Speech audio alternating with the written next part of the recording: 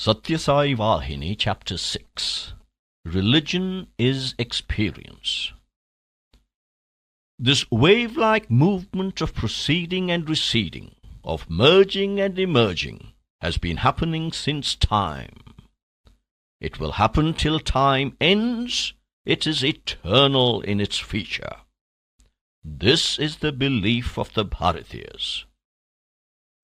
Man is not just this gross body. In it there is a subtle component called mind. Inside it, as its prompter and spring, there is an even more subtle principle called the Jivatma, that is, the individualized soul. This Jivatma has neither beginning nor end. It knows no death, it has no birth. This is the basis of the Bharatiya faith. One other article of faith. This is a unique feature of Bharatiya mental equipment.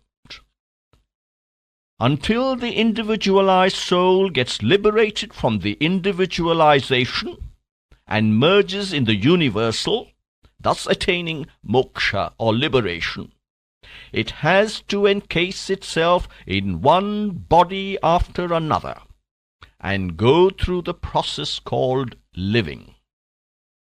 This idea is held by no other people. This is the samsara idea, which the ancient texts or shastras of India reveal and propagate. Samsara means the movement into one form after another. All the different schools and sects among the Bharatiyas accept this fact that the Atmas, apparently individualized, are eternal and incapable of being affected by change. They may differ in describing or denoting the relationship between the Atma and Ishvara or God. One school of thinkers may posit that the two are ever separate. Another may declare that the Jivatma is a spark in the universal flame of fire that Ishvara is. A third may assert that the two are undifferentiated. But the truth remains that the Atma is beginningless and endless. Since it is not born, it has no death. Its individualized image has to evolve through a series of bodies until it attains fulfillment in the human. All schools are one in upholding this faith, in spite of the variety of their other interpretations. We shall now come to the foremost among the glorious truths, the most astounding of the basic truths that the human intellect has attained in the spiritual field. The Atma is, by its very nature, purity, fullness, and bliss.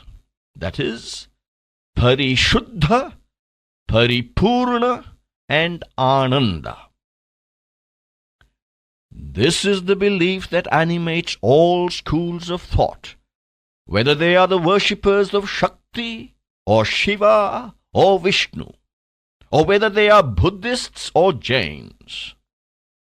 Every Hindu acknowledges it. The Dvaitins, that is, the dualists, believe that the fundamental genuine nature of the Atma is Ananda. This is diminished and desiccated by the consequences of human actions in life after life, and therefore has to be restored and revitalized by the grace of God. The Advaitins, that is, the monists, believe that there can be no diminution or desiccation. They assert that the Atma is fully splendorous.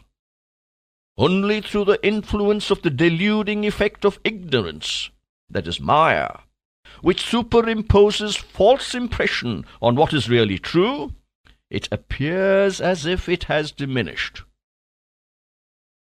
Whatever may be the differences in interpretation, when we take our stand on the central core of the truth on which all agree, between the East and the West, there will be discerned a vast, deep passage where both do journey to the goal. The people of the eastern countries seek in the inner regions of themselves the realization of this glorious, beneficent consummation. While worshipping, we close the eyes and endeavor to visualize God inside ourselves. People of the West lift up their faces and visualize God in outer space, in the beyond. They believe that the scriptures have been recorded by persons under the direction of God. Bharatiyas believe that the Vedas, their sacred scriptures, were the very breath of God, conveying meanings to the sages who had installed Him in their hearts. There is another point which we have to understand. We have to hold fast to it always. Unless a belief is held unshaken throughout night and day, it cannot be used to achieve victory. No success is possible otherwise. When a person asserts that he is low and mean and that he knows but little, he becomes low and mean and his knowledge shrinks. We become what we believe we are. We are the children of Almighty God, endowed with supreme power, glory, and wisdom. We are children of immortality. When we dwell in this thought, how can we ever be low and ignorant? Bharatiya spiritual culture enjoins on everyone to believe that the real nature of man is supreme and that he should ever be conscious of this truth. The Bharatiyas of past ages had faith in their great reality. They achieved victory in their endeavors as a result of this faith and rose to lofty heights. They reached the peak of progress. We have slided down into the present decline mainly because we have lost faith in the Atma in us. This was the beginning of our fall. For lots of confidence in the Atma or self involves lots of faith in God Himself. That omnipresence, that inner motivator of all, who is the warp and woof of our body and mind, our emotions and intellect. Strengthening faith in Him is the only means of realizing the highest goal of man. This is the lesson that Bharatiya spiritual history longs to teach. Children of Bharat, teach your children this life-preserving, glorious and heart-expanding truth from the early days of life. The sanctifying vision that Bharatiya secured is this: the Atma is full and free. It is a wonderful discovery, a thrilling thought. The Atma is by its very nature full. Fullness need not be attained or accomplished and added to it. If fullness is added to it, it can also be subtracted by the passage of time. What is built up must disintegrate. If man is impure by nature, even though he may succeed in achieving purity for 5 minutes, he has to wallow later in impurity, for the purity that comes in the middle will be easily swept away by circumstances. So, all Bharatiya spiritual thinkers declared that purity is our very nature, and that fullness is our genuine reality. They said that we are never really wanting. This was the lesson that Bharatiyas taught the world. This is the stream of spiritual strength that flowed from India and fertilized the world. At the end of life, one should bring to the consciousness the great thoughts one has attained in life, the high feelings one entertained. This was the directive of the sages of India. They did not demand that one should bring to memory the faults and errors that one committed in life. These are inevitable and universal.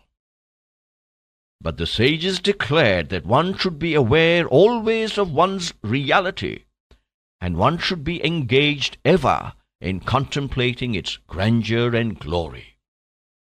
That, they said, is the greatest step to progress. There is another fact that we have to pay attention to more than all else. For Bharatiyas, religion means experience and nothing less. It is indeed pitiable that we forget this important fact very often. This secret must be imprinted on the heart of every one. Only then can one be safe and secure. Not only this, it is not the way of thought of a Bharatiya to say that all things can be attained by self-exertion. The Bharatiya knows that divine will is the basis of everything.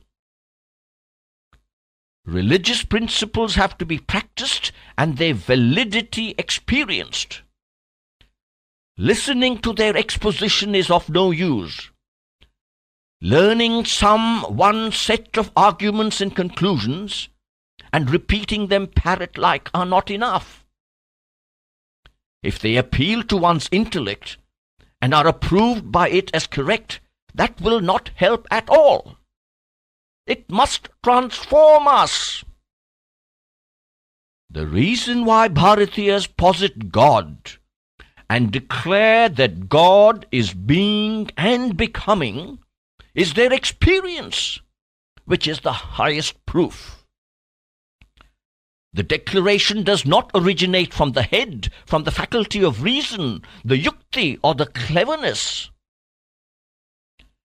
The forefathers asserted that there is the entity, Atma, in each, and that the Atma is but a spark of the universal Atma, for they had become aware of it deeply and without doubt.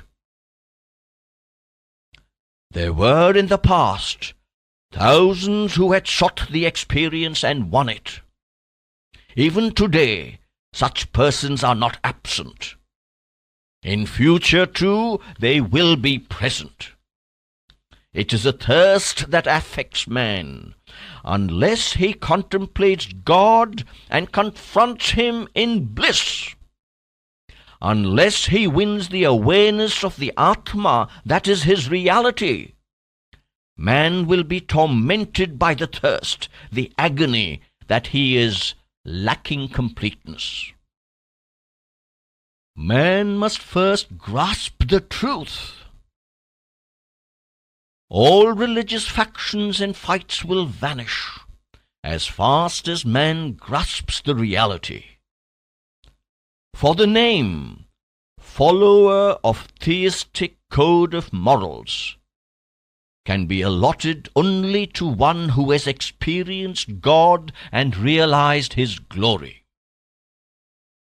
Only those who have realized Him in their hearts can have the bonds that chain their hearts to the wheel of birth and death broken.